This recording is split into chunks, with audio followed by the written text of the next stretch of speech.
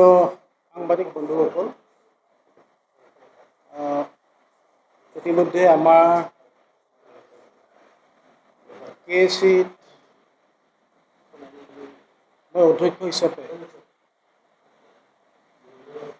আমাৰ কিছু বহিৰাজ্যৰ লগত এটা কোম্পানীৰ লগত হোৱাদাৰ সম্পৰ্কত বিভিন্ন সময়ত বিভিন্ন বাতৰি প্ৰকাশিত হৈ আহি আছে। আৰু ইতিমধ্যে মই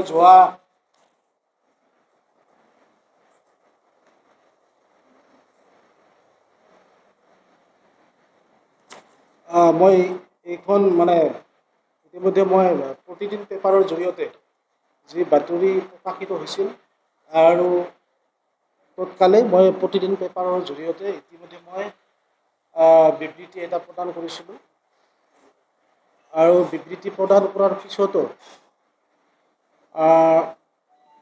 মই নিউজ চেনেলতো বিবৃতি দিছিলোঁ, এটা বাইক দিছিলোঁ যে এই ক্ষেত্ৰত মই কোনো ক্ষেত্ৰতে মই জড়িত নোহোৱা বুলি মই তেওঁ বাইক এটা দিছিলোঁ। কিন্তু তথাপিও বিভিন্ন সময়ত বিভিন্ন নিউজৰ জৰিয়তে বা বিভিন্ন সংগঠনৰ কিছুমানে কিছুমান মোক ৰাজনৈতিকভাৱে প্ৰৰোচনা কৰি তেওঁলোকে বিভিন্ন ধৰণৰ বাতৰি প্ৰকাশ কৰি আছে। মই আহ্বান জনাইছোঁ, তেখেতসকলক এটা আহ্বান জনাইছোঁ, চাওক, যিটো মই বাৰ বাৰ কৈ আছোঁ যে যিটো আচলতে ৱাক ৱাটাৰ, এই ৱাক ৱাটাৰটো এটা ডেড ৱাক ৱাটাৰ, এইটো এটা মৰা ৱাটাৰ। এই ৱাটাৰত একো নাই, মাত্ৰ ইয়াত যিহেতু এটা ৱাটাৰ হ'ব লগা হ'লে, ৱাক ৱাটাৰ থাকিবলগীয়া হ'লে এটা কাউন্সিলেই হওক বা চৰকাৰৰ এটা নিয়ম নীতিৰ মাজত এটা প্ৰচিডিউৰ মাজত এইবিলাক নিবিদা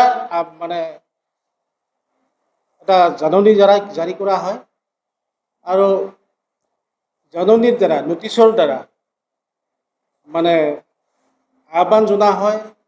তাৰ পাছত এইটো গোটেইখিনি এডমিনিষ্ট্ৰিৰ যিটো এটা ৰুল থাকে, যিটো এটা অফিচিয়েলি এটা প্ৰচিডিউৰ থাকে। আৰু আমাৰ KACৰ অফিচিয়েলি মূল মানুহজনে হ'ল চৰকাৰী হ'ল প্ৰিন্সিপাল ছেক্ৰেটাৰী, আৰু গোটেই প্ৰক্ৰিয়াটো প্ৰিন্সিপাল ছেক্ৰেটাৰীৰ জৰিয়তে এটা নিবিদা প্ৰদান কৰা হয়।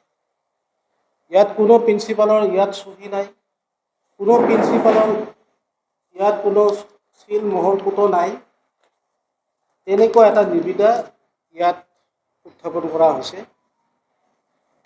আৰু ঠিক তেনেকেই প্ৰিন্সিপালৰ ছেক্ৰেটাৰীৰ জৰিয়তে এই নিবিদাবিলাক জাননীৰ জৰিয়তে তেওঁলোকে এই ৱাৰ্ডাৰ দিয়ে।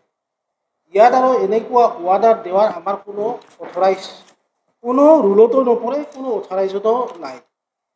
কাৰণ ৩৬ কোটি এটা ৱাৰ্ডাৰ অসম চৰকাৰৰ এটা সৰু কাউন্সিল আৰু নতুন কাউন্সিল, সেইটো হ'ল কমতাপুৰ অট'নমাছ কাউন্সিল। সৰু এটা কাউন্সিলে ৩৬ কোটি টকা কেনেকৈ দিব? এইটো এক হাস্যকৰ, এক ৰহস্যজনক, আৰু এইটো বাতলামিৰ বাহিৰে একো নহয়। এটা সৰু কাউন্সিল, তাতে মই অধ্যক্ষ হিচাপে, মই এজন স্পীকাৰ হিচাপে মই নিৰপেক্ষ ভূমিকা গ্ৰহণ কৰিব লাগে। আৰু মোৰ ইয়াত কোনো এখতিয়াৰতে নপৰে এনেকুৱা ৱাৰ্ডাৰ দিয়াটো। এই ধৰণৰ বাতৰিয়ে জনমানসক প্ৰতিপন্ন কৰা হৈছে। আৰু কমতাপুৰ ৰাইজক মই আহ্বান জনাইছোঁ, এই ৱাৰ্ডাৰটো সম্পূৰ্ণ এক পৰিকল্পিত আৰু প্ৰৰোচনা কৰি মোৰ জনমানসক যিটো কৰিব বিচাৰিছে, এইটো আচলতে মই অতিমাত্ৰা দুখ পাইছোঁ। আৰু জনসাধাৰণৰ কমতাপুৰ ৰাইজে নিশ্চয় এই কথাখিনি জানিছে, বুজিছে। আৰু এই যিটো চহী দিছে, এই চহীটো আচলতে মোৰ চহী নহয়। গোটেইখিনি আচলতে ইয়াত তদন্ত কৰিলে গোটেইখিনি বুজি পাব। আচলতে মোৰ অফিচিয়েলি চহী এইটো নহয়, মোৰ অফিচিয়েলি চহীটো বেলেগ ধৰণৰ। কিন্তু কিয় এনেকৈ চহী দি মানে এইটো ৱাক ৱাৰ্ডাৰ ওলালে মই বুজিবলৈ টান পাইছোঁ। কিন্তু আৰু লগতে এটা কথা মই আহ্বান জনাইছোঁ যে যোৱাকালি কিছুমান সংবাদৰ জৰিয়তে যে 29 মে'ত এই ৱাক ৱাৰ্ডাৰটো দিয়া হৈছে আৰু ইজন মানুহে কৈছিল যে 29 মে যিটো দিয়া হৈছে তাৰ পাছত 30 তাৰিখে অসম চৰকাৰৰ লগৰ এটা NOC বিচাৰিছে, এইবিলাক কথা তাতে দেখা পালোঁ। আৰু লগতে কৈছিল যে লণ্ডনত হাস্যকৰ কথাটো হ'ল যে এইয়াৰ যিটো কোম্পানীৰ লগত যিটো মোৰ ৰিলেশ্যন আৰু যিটো তেওঁলোকৰ মোৰ যিটো এটা পইচা লেনা দেনা বুলি কৈছে যে পইচা লেনা দেনাটো লণ্ডনত হৈছে। মই আপোনালোকক জনাইছোঁ, সংবাদ মাধ্যমৰ জৰিয়তে জনাইছোঁ আৰু তেখেতসকলকো জনাইছোঁ, আপোনালোকে RTI কৰি চাওক। মই আজি পৰ্যন্ত মোৰ কোনো ভিছা নাই, আজি পৰ্যন্ত মোৰ কোনো বাহিৰত যোৱা, আজি পৰ্যন্ত মই পাছপৰ্টটোৱে ওলোৱা নাই। মানে এনে এটা পৰিপ্ৰেক্ষিতত এই যিটো কথাবিলাক এতিয়া হৈ আছে, এইটো দুখজনক আৰু এইটো পাতলামি হৈছে। দ্বিতীয় কথা, আৰু শেষত যিহেতু কোম্পানীয়ে আজিলৈকে একো কোৱা নাই, আৰু কোম্পানীয়ে যদি ইয়াত কিবা হৈছে, মোৰ লগত যদি কিবা হৈছিল, কোম্পানীয়ে নিশ্চয় মোৰ লগত কিবা যোগাযোগ কৰিল হয়, মোৰ লগত কথা পাতিল হয়, আৰু কোম্পানীয়ে মোৰ ওপৰত ইমান দুটা ইয়াত মাত্ৰ এইখিনিত আছে, ইয়াৰ যিটো ৱাক ৱাৰ্ডাৰ 29 মে' হ'লে ইয়াৰ ৱাক ৱাৰ্ডাৰ ভেলিডিটি হ'ল 6 মাহ। 6 মাহৰ পিছত ইয়াৰ কোনো ভেলিডিটি নাথাকিব, কোনো ইয়াৰ কিবা নাথাকিব। এতিয়া 6 মাহৰ পিছতো মোক এতিয়াও তেওঁলোকে কোনো কোৱা নাই, মোৰ লগত যোগাযোগ কৰা নাই। আৰু যদি কোম্পানীয়ে যদি কৰা নাই, কিন্তু এওঁলোকে কিয় বাতলামি কৰি এনেকৈ কৰি আছে। আৰু মই এইখিনি কথাই ক'ব বিচাৰিছোঁ, এই যে নটিচ বা এইটো কেনেকৈ তেওঁলোকে কোনে পাল, এই লৈ এক তদন্ত আছে আৰু শীঘ্ৰে মই ইয়াৰ এটা আইনী ব্যৱস্থা মই কৰিম। যিহেতু এটা আইনী প্ৰক্ৰিয়াৰে আগবাঢ়িব লাগিব, যিটো দেখা পাইছোঁ এটা আইনী প্ৰক্ৰিয়াৰে আগবাঢ়িব আৰু আইনৰ ব্যৱস্থা মই নিশ্চিতভাৱে ল'ম।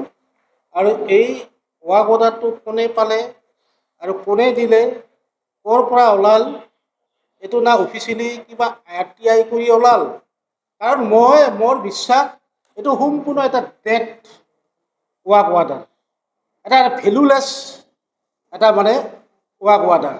ইয়াত প্ৰিন্সিপালছ এক মিনিষ্ট্ৰীৰ কোনো এপ্ৰুভেলেই নাই ইয়াত, খালি মোৰ চহীটো জাল কৰা এইখিনিয়ে এটা আছে।